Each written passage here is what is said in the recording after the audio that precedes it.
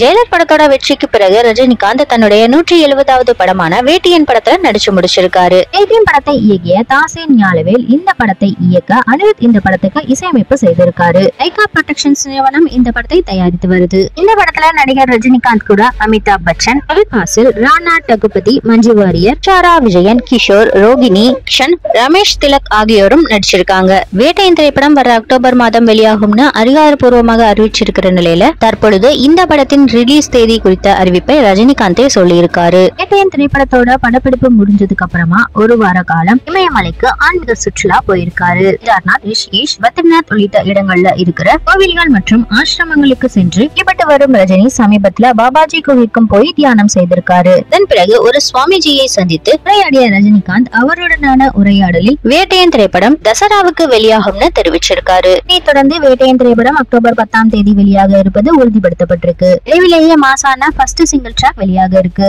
Super star ரஜினியோட மாசான opening song தான் வெளியாக அதிக வாய்ப்புகள் இருக்கு. ரிலீஸ் தேதியும் வெளியாகலாம்னு எதிர்பார்க்கப்படுது. இமயமலை பயணம் முடித்து சென்னை திரும்பியவுடன் நடிகர் ரஜினிகாந்த் ஜூன் 10ஆம் தேதி முதல் லோகேஷ் கனகராஜ் இயக்கத்தில் உருவாக உள்ள கூலி படத்தோட படப்பிடிப்புல கலந்து கொள்ள இருப்பாருன்னு எதிர்பார்க்கப்படுது.